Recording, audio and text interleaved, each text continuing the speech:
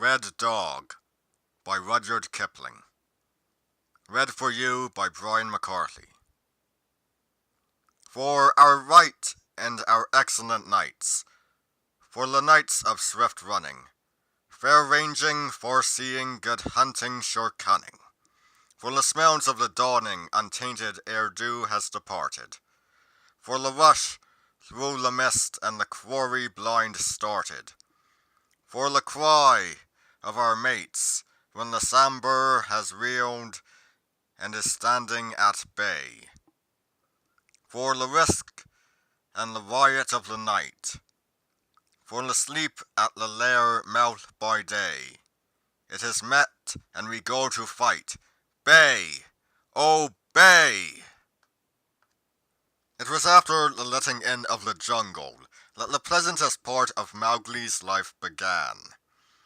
He had the good conscience that comes from paying debts. All in the jungle was his friend, and just a little afraid of him. The things that he did and saw and heard when he was wandering from one people to another, with or without his four companions, would make many, many stories, each as long as this one. So you will never be told how he met the mad elephant of Manla, who killed 22 bullocks, drawing 11 carts of coined silver to the government treasury and scattered the shiny rupees in the dust. How he fought Jacala the crocodile,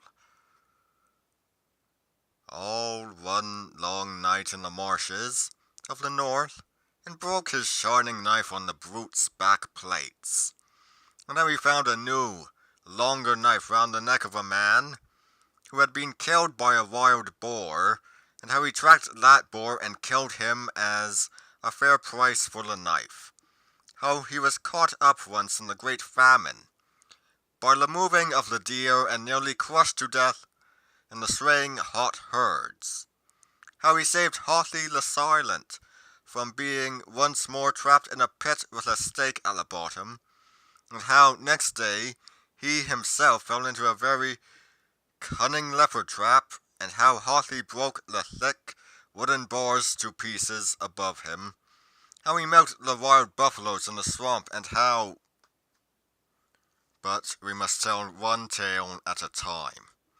Father and Mother Ruff died, and Mowgli rolled a big boulder against the mouth of their cave, and cried the death song over them.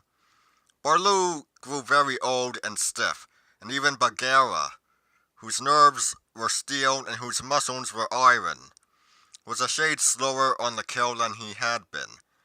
Akela turned from grey to milky white. With pure age, his ribs stuck out, and he walked as though he had been made of wood, and Mowgli killed for him. But the young wolves, the children of the disbanded Seoni pack, throve and increased, and when there were about 40 of them, masterless, full-voiced, clean-footed 5-year-olds, Akela told them that they ought to gather themselves together and follow the law, and run under one head as befitted the free people.